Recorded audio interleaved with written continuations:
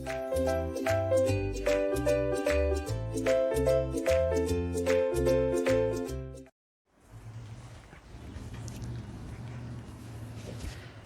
Good morning everybody, good evening everyone, good afternoon.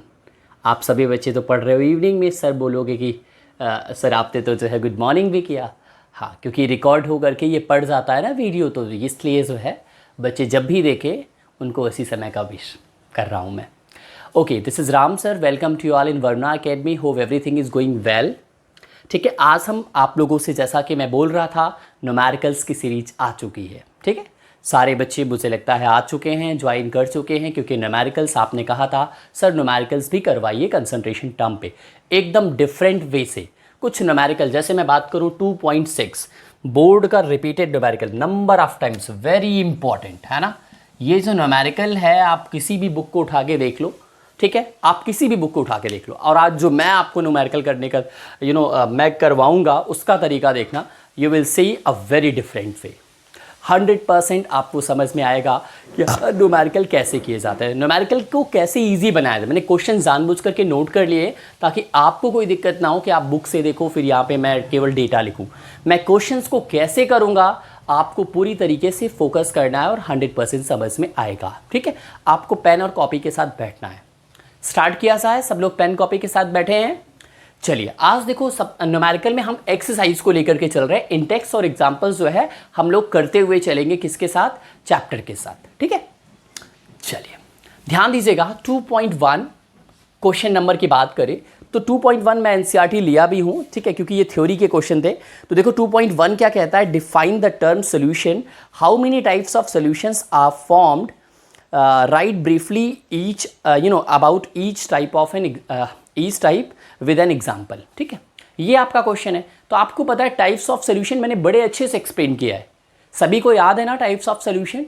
ठीक है, मैंने 4 बेसिस लिया है, physical state, nature of solute, nature of solvent and एक और था आपका, ठीक, number of components, binary, tertiary, aqueous, non aqueous, volatile, non volatile, 9 types of solution. तो मैंने लेक्चर 1 में जो है, ठीक है, तो आप वहाँ से अगर लेक्चर 1 देखेंगे, इवन लेक्चर 2 भी उसमें आपका आ जाएगा। 1 और 2 दोनों आप कर लो, ठीक है, यहाँ 1 और 2। तो वहाँ अगर बाय द वे आपको आंसर चाहिए तो वहाँ से मिल जाएगा। ठीक है, सोल्यूशन का लेक्चर 1 और 2। अब हम बात करते हैं 2.2 इंटरस्टिशियल, एग्जैक्टली 2.2 क्वेश्चन क्या कहता है बेटा, ध्यान दो। Exactly, give an example of solid solution in which the solute is gas. Okay, मैंने ये क्वेश्चन लिया हुआ है एक्चुअली, ठीक है, ये तो आपका एनसीईआरटी ये बोलता है, तो ये तो आप हर कोई बता ले जाओगे। क्यों भाई? 2.2 क्या है आपका, give an example of solid solution in which solute is gas. तो आपको पता है जैसे hydrogen gas adsorb on the platinum surface, remembering और not, hydrogen gas adsorb on the platinum surface, hydrogen gas adsorb on the palladium surface. ये क्या है? ये आपका जो सरफेस एक बड़ा सरफेस है, तो वो आपका सॉल्वेंट हो गया, वो सॉलिड हो गया, ठीक। और आपका जो गैस आकर के चिपक रही है उसके ऊपर, फिर एक सोल्यूशन बन जा रहा है। तो ये क्या है एक्चुअली? ये आपका it is an example of where solvent is solid and solute is gas, ठीक। और ध्यान दो, ये क्वेश्चन जो मैंने इसका आंसर लिखा है 2.2 का, इंटरस्टिशियल सॉलिड सोल्यूशन। ध्यान दो, जब आपका, हाँ ध्यान दो, ऐसा सोल्यूशन जिसमें बड़ा सॉलिड हो, छोटा भी सॉलिड हो, है ना, ठीक है। तो ध्यान दो, होता क्या है कि आप कोई प्योर कंपाउंड जब लेते हो, ठीक है, अगर वो सॉलिड कंपाउंड है, तो सॉलिड में क्या होता है, इस तरीके से आपका, है ना, जैसे एक कोई भी शीट ले लो, ठीक है, एक कोई भी शीट ले लो, ठीक है, आयरन शीट ले लिया, ठीक है। आपको पता है कि इनमें क्या होता है, इंटरस्टिशियल साइट पाया जाता है। इंटरस्टिशियल साइट का मतलब क्या होता है कि साइड, हाँ, site among the constituent particles. जब ये कॉन्स्टिट्यूएंट पार्टिकल्स ऐसे अरेंज्ड होंगे तो इनके बीच में क्या होगा, ये जो जगह नहीं नजर आ रही है, ध्यान दो, मैं पेन बदल लेता हूँ, ठीक है, ये बेटा जो जगह नजर आ रही है, ये क्या है, इंटरस्टिशियल कंपाउंड है। जब इसमें छोटे छोटे सॉलिड पार्टिकल्स आकर के, जैसे एलॉय, ध्यान दो, मैंने बताया था ना एलॉय आपको, गोल्ड में कॉपर डिजोल्व हो जाता है। तो जब छोटे सॉलिड पार्टिकल बड़े सॉलिड पार्टिकल्स में आकर के क्या हो जाए, डिसॉल्व हो जाए, या वहाँ पे ऑक्यूपाई कर ले उनकी इंटरस्टिशियल साइट को, यानी वो साइट जो जगह हुई, जगह आपकी बची हुई है, देख रहे हो ना ये सारे, ठीक। और वो एक स्टेबल कंपाउंड दे देते हैं बेटा, उसी को हम लोग कहते हैं इंटरस्टिशियल सॉलिड सोल्यूशन बोलते हैं। ठीक है, बिल्कुल, क्या बोलते हैं बच्चों? Interstitial solid solution. बस एक सेकेंड, ठीक है, चलिए। हाँ, इसको नोट करना चाहो तो नोट कर लो। ये मैंने एक एक्स्ट्रा क्वेश्चन कर दिया है 2.2, ये मैंने एडिशनल बुक से ले लिया। ठीक है, कि इंटरस्टिशियल सॉलिड सोल्यूशन आप ध्यान जानते रहो कि जब दोनों ही आपका सोल्यूट और सॉल्वेंट दोनों ही सॉलिड हो, ठीक है, सॉल्वेंट ज़्यादा बड़ा सॉलिड होगा और छोटे छोटे सोल्यूट पार्टिकल्स आकर के इंटरस्टिशियल साइड को ऑक्यूपाई कर ले। इंटरस्टिशियल साइड क्या होता है? Side among the constituent particles. ठीक है, हाँ, और वो भी सॉलिड में हम बात कर रहे हैं। आगे हम बात करते हैं 2.3। 2.3 में देखो 4 आपके पार्ट है, फर्स्ट, सेकंड, थर्ड, फोर्थ। देखो फर्स्ट में आपका है बच्चों, ठीक है, मोल फ्रैक्शन। तो मोल फ्रैक्शन मैंने कवर किया है लेक्चर 3 में, और सेकंड है आपका मोलैलिटी। मोलैलिटी मैंने लेक्चर 5 में कवर किया है। नेक्स्ट आपका बेटा मोलैरिटी अकेले लेक्चर 4 में कवर किया है, वहाँ पे जरूर देखिएगा। और ध्यान दो, नेक्स्ट हम बात करते हैं मास परसेंटेज। तो मास परसेंटेज मैंने मास परसेंटेज लेक्चर 2 में कवर किया है। ठीक है, तो इतने हैं बेटा। तो ये मैंने जो है, क्योंकि इसको नहीं पढ़ाना चाहता, फिर से वही रिपीट होगा। तो बाय द वे, अगर जिन्होंने नहीं पढ़ा हो तो इन लेक्चर्स को फॉलो करेंगे, उनको आंसर्स मिल जाएंगे। ठीक है बच्चों, बिल्कुल। तो ये आपका हो गया, इतना आपका कहाँ तक पहुँच गए हम लोग। अब now we are running with 2.4। I am going to start 2.4। ठीक है, स्टार्ट करें बच्चों। अब यहां से सही आपका जो सारे क्वेश्चंस स्टार्ट होंगे। देखो 2.4 की बात करते, पहला काम आपको डेटा नोट करना है।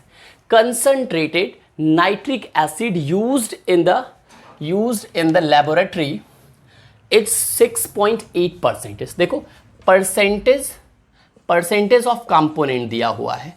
परसेंटेज ऑफ कंपोनेंट क्या है बोलो भाई? हाँ, परसेंटेज ऑफ कंपोनेंट की बात करते हैं, वो कितना दिया है? 6.8% दिया हुआ है। ठीक है, वो भी नाइट्रिक एसिड। कौन है भैया? कंपोनेंट है कौन? HNO3 है, HNO3। ठीक, मोलर मास क्या होगा HNO3 का?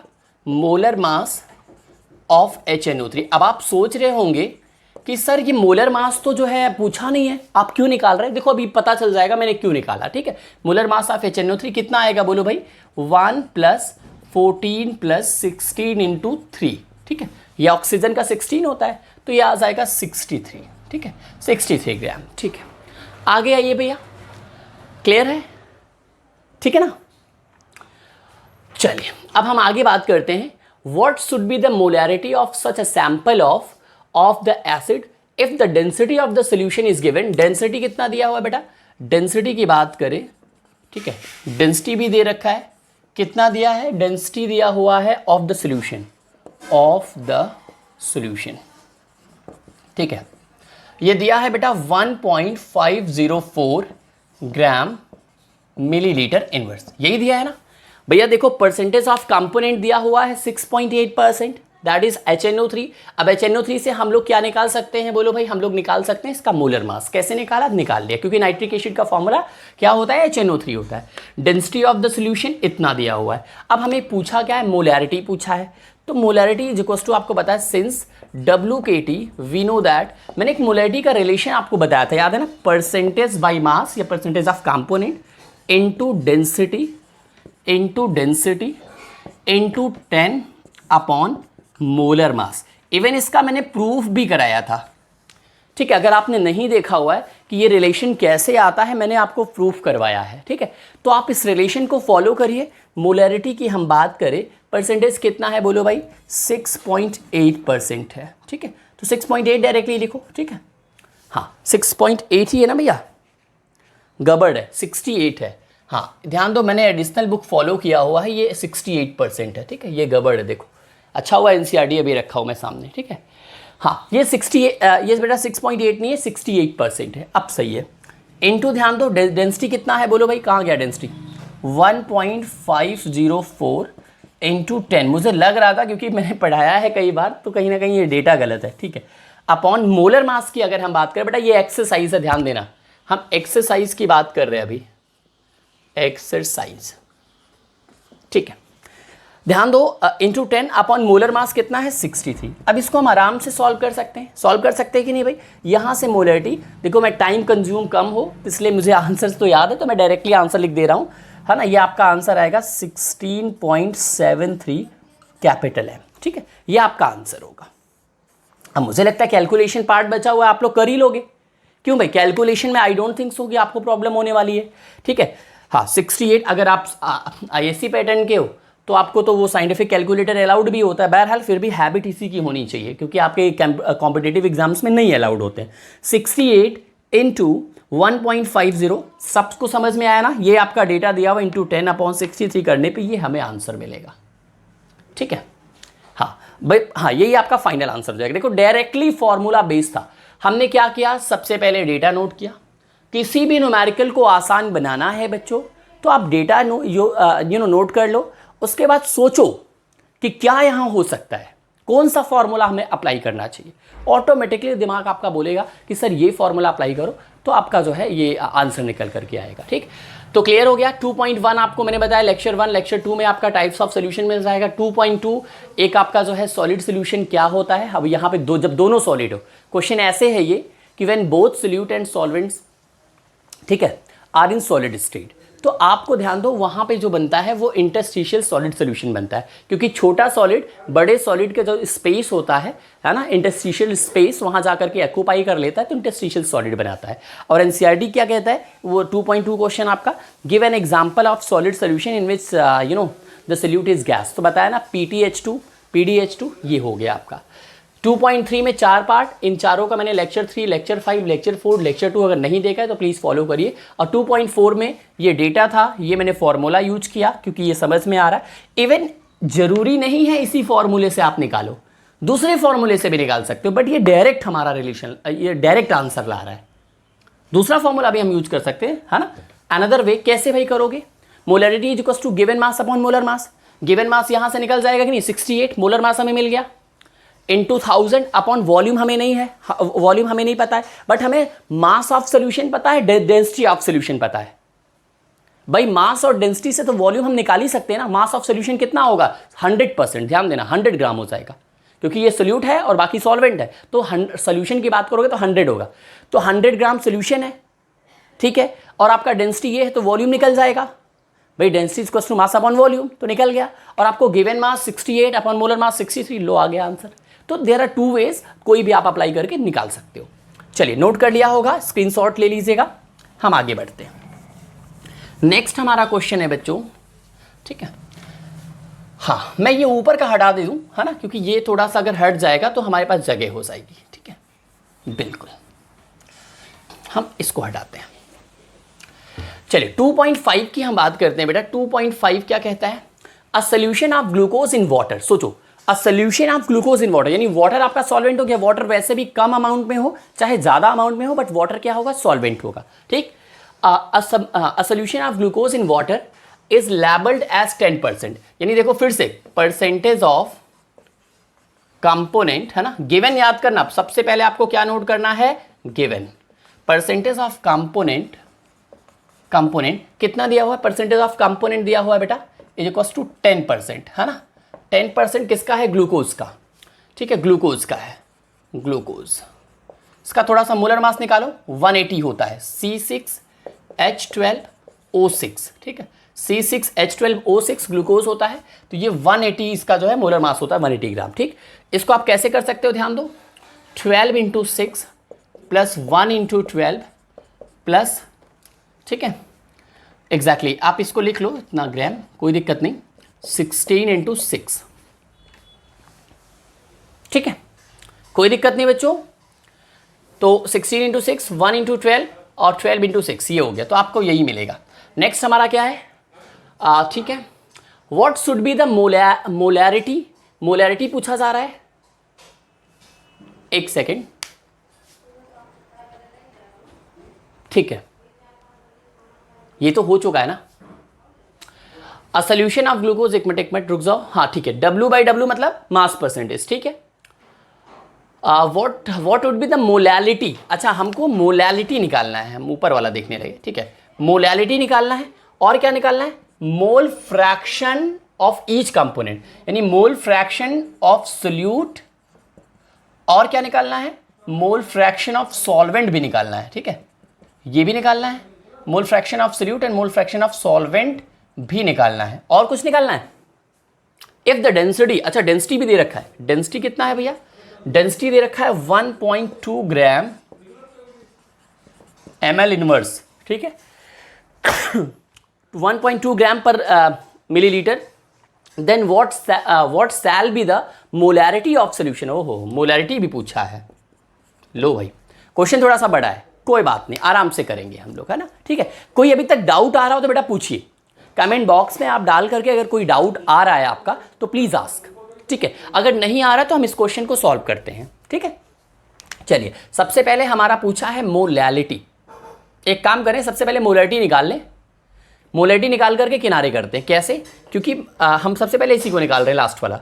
Molarity is equals to, molarity is equals to क्या होता है? मोलैरिटी इज इक्वल्स टू होता है परसेंटेज ऑफ कंपोनेंट। दिख रहा है हमें, देखो एक क्वेश्चन फिर से सॉल्व होने वाला। 10 इंटू डेंसिटी दिख रही है 1.2 इंटू 10 तो होता ही है, अपॉन मोलर मास। मोलर मास कितना दिख रहा है? 180। लो, मोलैरिटी डायरेक्ट निकल गई। निकल गई कि नहीं निकल गई भाई, बोलो। एग्जैक्टली, मोलैरिटी मुझे लगता है डायरेक्ट निकल जाएगी, ठीक। तो कितना इसका आंसर बेटा आएगा आपका सॉल्व करने के बाद? 0.67 आएगा, ठीक, 0.67 आएगा मोलैरिटी। अब हम बात करते हैं मोलैलिटी की। मोलैलिटी, आप मुझे बताओ मोलैलिटी इज इक्वल्स टू क्या होता है? गिवन मास अपॉन मोलर मास।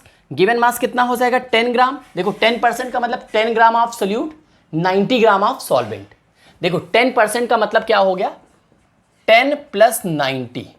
अब ऑब्वियसली कम वाला क्या होता है? सोल्यूट, सोल्यूट, और ज्यादा वाला क्या होता है? सॉल्वेंट, सॉल्वेंट, ठीक। तो ये आप जानते रहो, सोल्यूट कौन है? ग्लूकोज। सॉल्वेंट कौन है? वाटर। सोल्यूट तो पता है ये है ग्लूकोज, और सॉल्वेंट कौन है? Water, H2O। चलिए आगे आइए। तो भैया क्या हो जाएगा? 10 इंटू, अब ध्यान, एक मिनट, 10 कह रहा हूं, sorry, given mass upon molar मास। तो मोलर मास ग्लूकोज का कितना है बोलो भाई? ग्लूकोज का होता है 180 इंटू बोलो भाई 1000।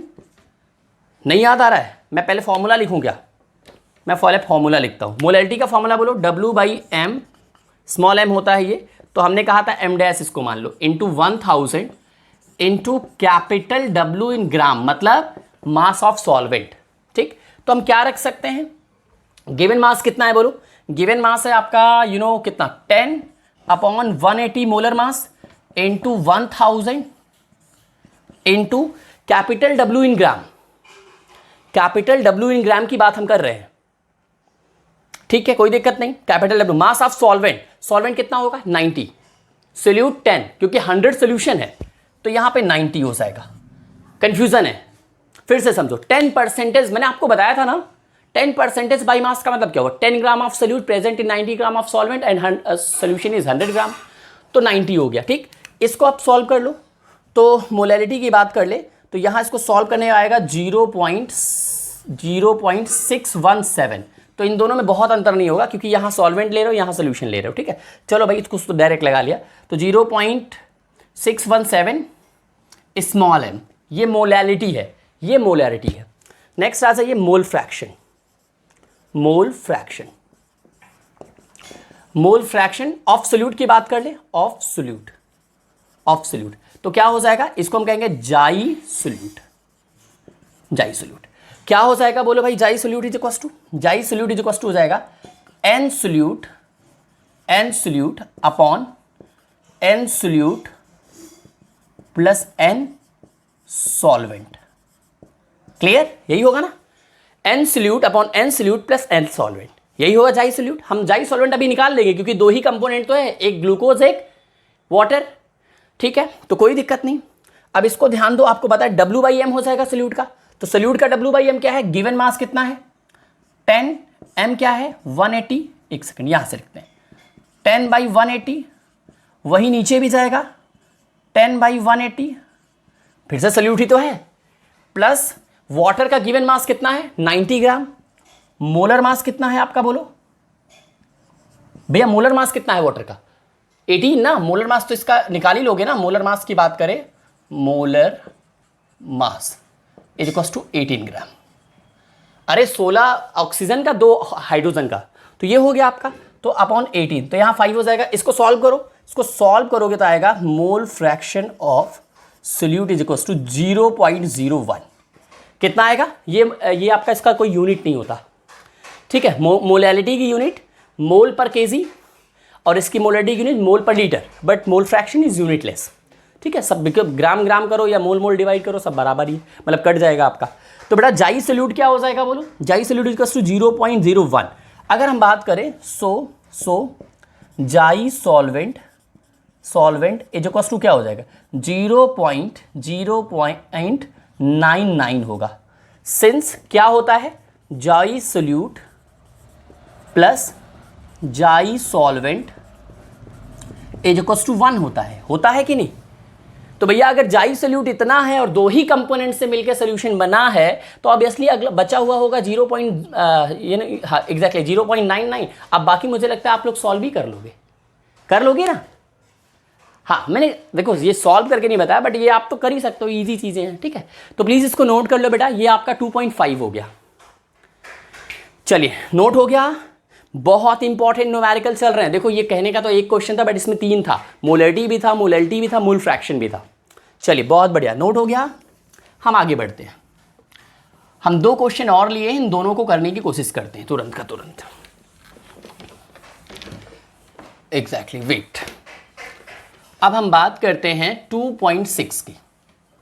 ठीक है, अब हम बात करते हैं बच्चों 2.6 क्या है, बहुत इंपॉर्टेंट है, very very very very very very very most important. इतनी बार एग्जाम में आया है तो हमें बहुत अच्छे से पढ़ना है और आराम से पढ़ेंगे, आराम से आ जाएगा। देखते हैं हाउ मेनी ml, हमें देखो वॉल्यूम निकालना है। देखो मैं सबसे पहला काम क्या कर रहा हूं, डेटा नोट कर रहा हूं। बहुत जल्दी तो नहीं चल रहा हूं।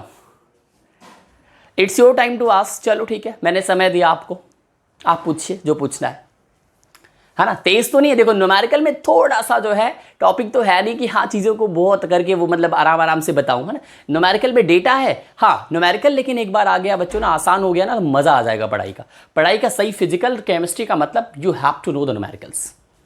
बिना न्यूमेरिकल के मज़ा नहीं आएगा। चलो देखो 2.6 हाउ मेनी ml ऑफ, ठीक है okay, how many ml of 0. Molality दिया है, देखो 0.1। ठीक है, कहाँ गया मोलैलिटी, कहाँ गई, ये है इधर कहीं 0.1 m।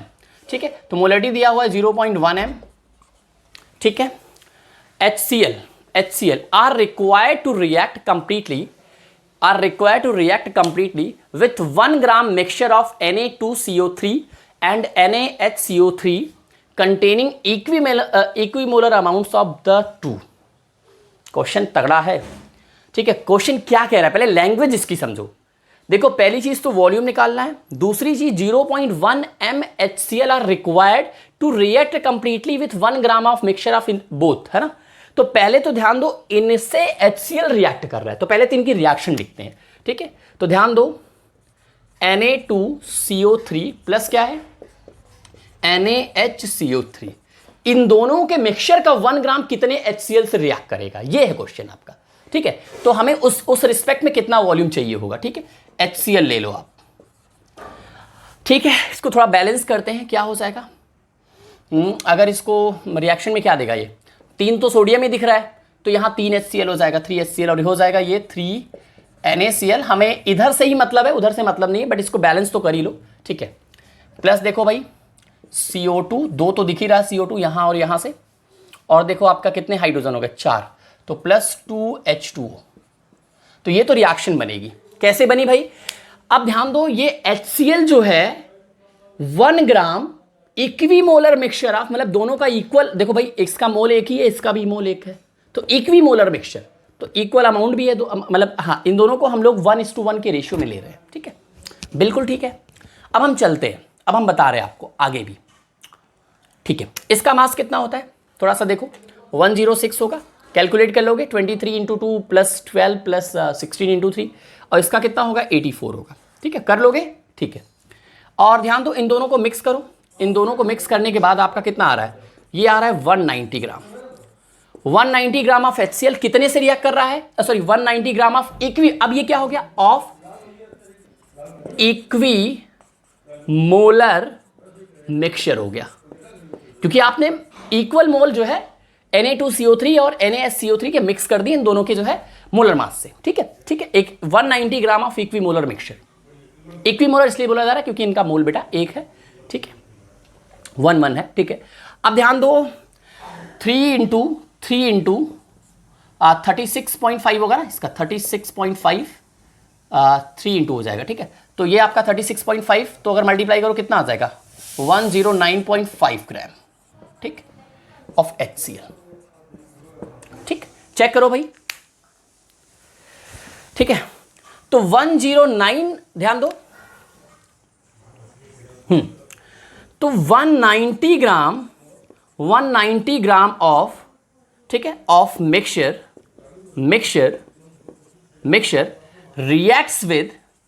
reacts is equals to 109.5 gram of HCl, right. हम कह सकते हैं ना 190 ग्राम 190 gram of equimolar mixture reacts with how much gram of HCl, बोलो 109.5 ग्राम ऑफ HCl, ठीक है।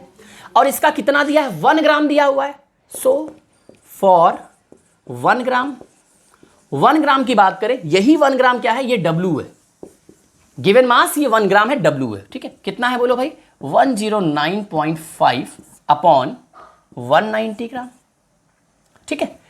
तो 1 ग्राम कितने HCl से करेगा, आप डिवाइड कर दोगे 109 पर, भाई होता नहीं है कि अगर इतना दे रहा है तो 1 कितना देगा, इतना अपॉन इतना, यही तो होता है। तो 190 ग्राम बेटा 109 से रिएक्ट कर रहा है, तो ये बैलेंस तो है ना भैया, रिएक्शन ठीक तो है, बैलेंस है, ठीक है। तो 1 ग्राम के लिए 109 पॉइंट, ठीक है, ये हमारा W आ गया, गिवन मास आ गया, ठीक है। अब आ जाइए मोलैरिटी इज इक्वल्स टू क्या होता है ना, WKT molarity is equals to क्या होता है बोलो, W/m इंटू 1000 इंटू V, एक मिनट, V in ml, यही है ना हमारा रिलेशन, तो यही है। मोलैरिटी कितना दिया हुआ है, मोलैरिटी दिया है, कहाँ गया 0.1 गिवन मास W हमारा आ चुका है कितना 109.5 अपॉन 190, घबराइए नहीं, भी फिर एक्सप्लेन करेंगे, न्यूमेरिकल थोड़ा सा टफ है बट कोई दिक्कत नहीं है, अपॉन मोलर मास HCl की बात चल रही है, HCl के ही रिस्पेक्ट में निकालना है, तो HCl का मोलर मास कितना होता है 36.5, ये नहीं रखोगे, ये तो इसके साथ रिएक्ट कर रहा है ना, हमें तो 1 मोल का रखना पड़ेगा ना, ठीक है, हम 1 ग्राम के रिस्पेक्ट में चल रहे हैं, इंटू 1000, ठीक है ना, हाँ इंटू 1000, ये आपका हो गया, अपॉन क्या हो जाएगा V in ml, ठीक है, ये तो नीचे आ जाएगा, तो आप इसको सॉल्व करो। तो यहां से बेटा V in ml की बात करें हम अगर निकालेंगे तो 157.8 ml आएगा। मैं सॉल्व नहीं कर रहा हूं, आप सॉल्व कर लेना, 100% यही आंसर आएगा, ठीक है, बिल्कुल। तो ये आपका फाइनल मैंने पूरा जो है क्वेश्चन करा दिया, इसका एक स्क्रीनशॉट ले लो, फिर मैं एक्सप्लेन कर दूं जल्दी से। नोट हो गया, चलिए बहुत बढ़िया, बहुत बढ़िया। अब सुनिएगा ध्यान से, क्वेश्चन क्या बोला था, कितना ml चाहिए, 0.1 m HCl का, ठीक है, HCl, तो हमें वॉल्यूम चाहिए HCl के रिस्पेक्ट में, ठीक है, तो HCl का ना मोलर मास लगेगा। अब आ जाइए क्वेश्चन पे, इसमें बोला था HCl रिएक्ट कर रहा है किसके साथ, इक्विमोलर मिक्सचर ऑफ Na2CO3 और NaSCO3, हमने बैलेंस किया, हमें क्या मिल गया Na2CO3 NaSCO3, और ये आपका रिएक्शन बन गया। इधर से मतलब नहीं है, बस आप मैंने रिएक्शन कंप्लीट कर दिया है। तो ध्यान दो, 106 इसका हुआ, 84 इसका हुआ, दोनों को मिक्स किया, 190 ग्राम ऑफ इक्विमोलर मिक्सचर कितने HCl से रिएक्ट कर रहा है, जल्दी बोलो, ये रिएक्ट कर रहा है 109.5 ग्राम ऑफ HCl से। तो आप मुझे बताओ कहां गया इधर, इसमें, हाँ इसमें क्या कहा है, एक second, react to complete 1 gram of mixture, क्या बोला है भैया 1 ग्राम ऑफ मिक्सचर बोला है। तो 1 ग्राम ऑफ मिक्सचर के लिए क्या हो जाएगा, 190 ग्राम ऑफ मिक्सचर इतने से रिएक्ट कर रहा है, तो 1 ग्राम के लिए क्या हो जाएगा 109.5 अपॉन 190, ये हमारा W है ना भाई, गिवन मास क्या होता है W ही होता है, ठीक है। चलो भाई, गिवन मास इधर आ गया, molar mass into 1000 V in ml हमें निकालना ही है, मोलरिटी दिया ही है, तो V in ml यहां से हम लोग डायरेक्टली निकाल सकते हैं 157.8, प्लीज नोट कर लीजिएगा, ठीक है, बहुत बढ़िया, नोट हो गया। अब हम आगे बढ़ते हैं, या फिर पॉज करके आगे रिकॉर्ड हो जाएगा, वहां से नोट कर लीजिएगा, ठीक है। नेक्स्ट हम बात करते हैं बेटा 2.7 है, लास्ट क्वेश्चन है 2.7। क्वेश्चन सारे बड़े थे, बहुत हल्के क्वेश्चन नहीं थे, आप देख सकते हो एक लाइन में मैंने आंसर लाया है। आप देखो, आप कोई भी एडिशनल बुक उठाओ, जहां भी आपको मिलता है सोल्यूशन, चेक करना कितने लाइन में है, ठीक है, आसानी से आ गया क्वेश्चन, क्यों हम टफ करें, तरीका डिफरेंट होना चाहिए। चलिए 2.7 की बात करते हैं, 2.6 तो हम लोग कर लिए, ठीक है, 6 नहीं डाले थे तो डाल देना बेटा। A solution is obtained by mixing 300 ग्राम, एक सोल्यूशन है, ठीक है, अ सोल्यूशन, ठीक है, मैं पूरा लिख देता हूं, अ सोल्यूशन, ठीक है, क्या है भैया, ये मिक्स किया जा रहा है 300 ग्राम ऑफ 25%, अच्छा, and 400 gram of 40% solution and ठीक है, ओके 400 ग्राम, तो ये हो गया आपका सोल्यूशन। तो अगर हम बात करें mass of solution, mass of solution, mass of solution कितना दिया है बोलो? मास ऑफ सोल्यूशन दिया हुआ है 700 ग्राम। अब मास ऑफ सोल्यूट की बात कर ले, मास ऑफ सोल्यूट, ठीक, तो आपका 300 से में कितना है बोलो भाई, कहाँ गया? 300 का 25% इंटू 25 अपॉन 100, तो ये हो गया 75 ग्राम, ठीक। तो मास ऑफ सोल्यूट 300 से, और दूसरा वाला 400 की बात करें, 400 में कितना परसेंट है? 40% है, 40 अपॉन 100, ठीक है। तो ये 2 0, 4 4 जा 16, ये 160 ग्राम। टोटल मास ऑफ सोल्यूट बोलो भाई कितना हो जाएगा? Total mass of solution, total हाँ ठीक है, ये टोटल है बेटा। टोटल मास ऑफ सोल्यूशन कितना आया? 700 ग्राम। और टोटल मास ऑफ सोल्यूट की बात कर दे तो दोनों को मिक्स कर दिया ना आपने, आप सोल्यूशन में ये आपका है, ठीक है। टोटल मास ऑफ सोल्यूट कितना हो जाएगा? 160 प्लस 75, ठीक है, ग्राम। तो ये हो जाएगा 5, ये हो जाएगा 13, और ये हो जाएगा आपका 2, ठीक है, एग्जैक्टली 235 हो जाएगा, ठीक, 235 ग्राम। अब आपको चाहिए क्या चाहिए भाई? Mass percentage of exactly mass percentage of the resulting solution. अब ध्यान दो, मास परसेंटेज है या percentage by mass of solute in overall solution, in overall solution, समझ में आया? Percentage by mass of solute in overall solution. तो overall solution में क्या हो जाएगा? Total mass of solute 235, total mass of solution 700 into 100, ठीक। इसको सॉल्व करिए तो आपका जो है ईच कंपोनेंट का चाहिए, किसका चाहिए, ठीक है। अगर हम सोल्यूट की बात करें तो ये आपका आंसर आएगा 33.3%, ठीक है। अब क्या हो जाएगा? मास परसेंटेज ऑफ सॉल्वेंट क्या हो जाएगा? 100 माइनस 33.3%, ठीक है। तो आप कर लोगे? क्यों भाई, नहीं हो पाएगा? बिल्कुल हो जाएगा, एग्जैक्टली। तो कितना आ जाएगा? 66.7%, ठीक है, ठीक है, नोट कर लीजिएगा। तो बेटा आपका देखो आसान क्वेश्चन था, मैं फिर से समझाता हूं। एक सोल्यूशन है, वहां पे आपका दो से मिलकर के बन रहा है 300 400, तो मास ऑफ सोल्यूशन निकल के आया 700 ग्राम। 300 में कितना सोल्यूट है? 75 ग्राम। 400 में कितना है? 160 ग्राम। तो टोटल मास ऑफ सोल्यूट 235 ग्राम बना। तो ओवरऑल सोल्यूशन में अगर हम सॉल्वेंट और सोल्यूट का अगर मास परसेंटेज निकालेंगे तो सॉल्वेंट के लिए क्या हो, सोल्यूट के लिए क्या हो जाएगा? Total mass of solute upon total mass of solution into 100, ठीक है। और सॉल्वेंट के लिए क्या कर दो? 100 minus percentage mass of, it means mass percentage of solute कर दो, तो ये आंसर आ जाएगा, ठीक है। तो ये रहा आपका बेटा, जितने भी क्वेश्चंस हम लाए थे सारे सॉल्व करा दिए, और होप आप सभी को मज़ा आया होगा, ठीक है। Hope you all have enjoyed. कोई क्वेश्चन टफ तो नहीं लगा? पक्का? आई डोंट थिंक सो कि कोई क्वेश्चन टफ था, ठीक है, बिल्कुल। और आप लोगों को बस जुड़े रहना है, 100% सारी चीज़ें आपको बहुत अच्छी मिलेगी। Thank you so much. Will meet you in the next video with the new content. Take care everyone. If you have any doubt, you can comment me, you can put the things in the comment box. Definitely I'll be waiting for the same. Thank you.